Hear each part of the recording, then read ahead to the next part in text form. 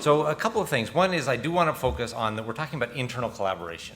So it's very different than communicating with external audiences. And oftentimes people will, at first blush, diplomats will say, oh, this sounds a lot like what our public affairs folks do. This is what the external communications folks do. This is not relevant for me as a political or economic or management or consular officer. And what I want to say is that's not true. It's as essential for you whatever stripe of diplomat you are. So don't try to balkanize this as something that's only for the outward-facing public affairs folks. That's my first point. I do want to tell a little about where e-diplomacy came from. So we also are 10 years old, and we were born out of 3 failures. Nothing begets success like failure. I spent a fair amount of time in Silicon Valley, where failure is considered a badge of honor. You can't succeed until you fail, because you don't know what success looks like if you don't know what failure looks like. And the 3 failures, big failures, that begat e-diplomacy was first the West Africa embassy bombings, then 9/11, and following that, a not 4 million franc, but a $14 million effort at a hierarchical command and control effort at knowledge management. It was the idea was to build a system where people would send their information and others would come to look for it. It was very complicated, it was not intuitive, it was an extra layer of effort on top of the normal workflow, and it failed miserably.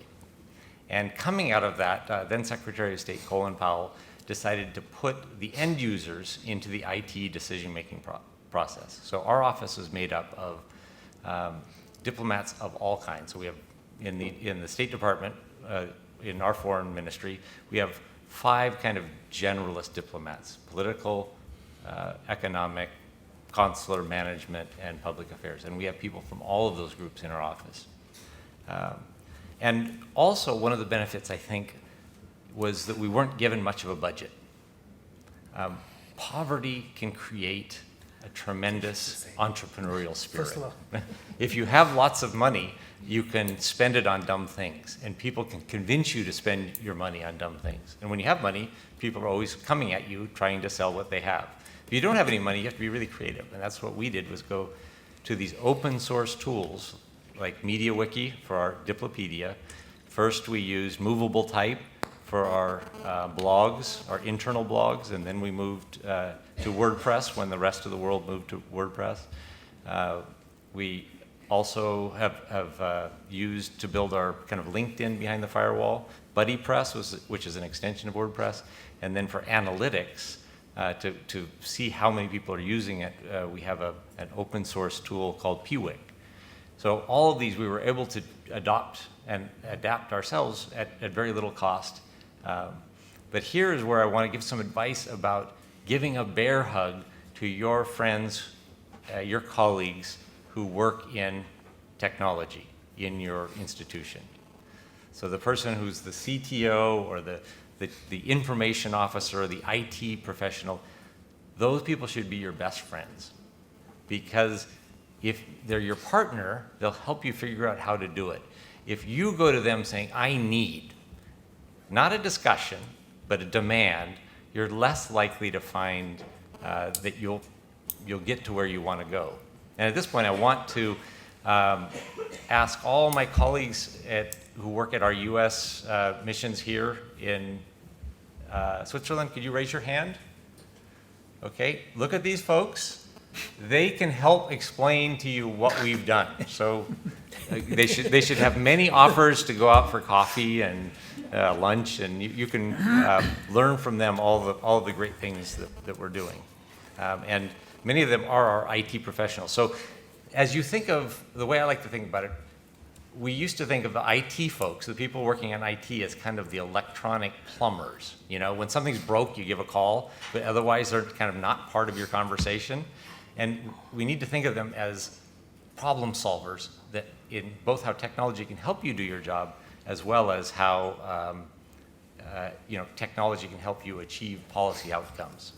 So it's kind of like IBM. Think IBM 25 years ago, they were a hardware manufacturer that made big computers, and now they're a service company. Try to think of that model in your head. Another thing I just want to say is change is inevitable. This is already happening. It's happening in businesses. There's a movement called Enterprise 2.0. There's an author at MIT who wrote that book. His name's McAfee. It's really the future of how does a large organization know what it knows? The CEO of Hewlett-Packard, Lou Platt, once said, if HP only knew what HP knows, we'd be 3 times more productive. Well, I like to say if the State Department only knew what the State Department knows, we'd be closer to world peace. And that's kind of our job is if there are 2 people in the State Department who don't even know each other, but they each have, or one has a piece of information or context which is incredibly important to another, how do we increase the probability that they'll discover each other? How do you make serendipity more routine?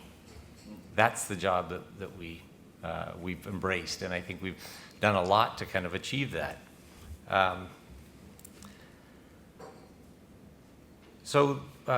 Really, it's thinking that the workplace is changing, and these tools, and again, I can give a quick thumbnail of what these tools are, but would encourage you, if you're interested in knowing more, to come at the session later this afternoon.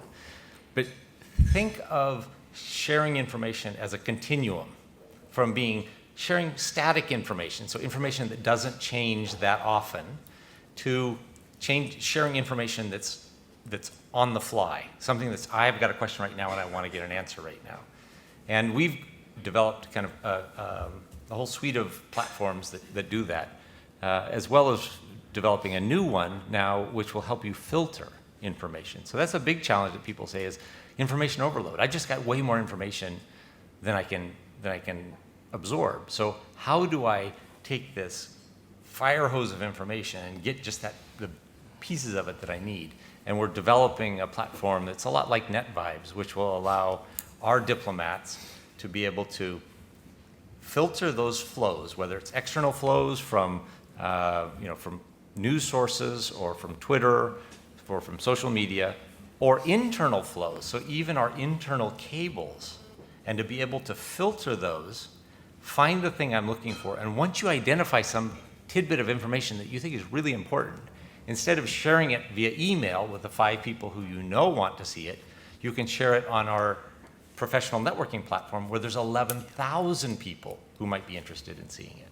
So you really, again, drive up the probability that if somebody identifies something important, the right person will then find that information.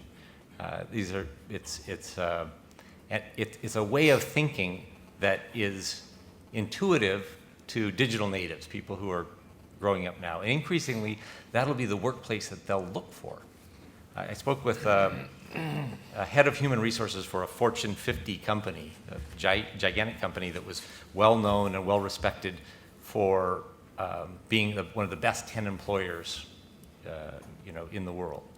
And this head of human resources said that they were having, even in this relative weak economy, we're having people quit, young people right out of college after less than a year quit. And so they started interviewing them and saying, well, why are you leaving? And these young people were saying, well, this is a hostile work environment. And they said, wait a minute, how could that be? We're family friendly, we're different lifestyle friendly, we let people take leave for family issue. How could this be a hostile work environment? And these young people said, all the tools I use to be productive and collaborative, you block. I am more productive at home than I am at work. This is a hostile work environment. So if this is the image of people, best and brightest going to the best companies at the top salary, and they're willing to quit because the environment doesn't suit the way they think and work and collaborate, that's going to be the future for the people we bring in. Obviously, diplomacy is a profession which is always going to draw people, but we want to continue to draw the best and the brightest. And to do that, we need to create an environment where they want to work and where they'll be successful. in working the way that diplomacy will be done in the future.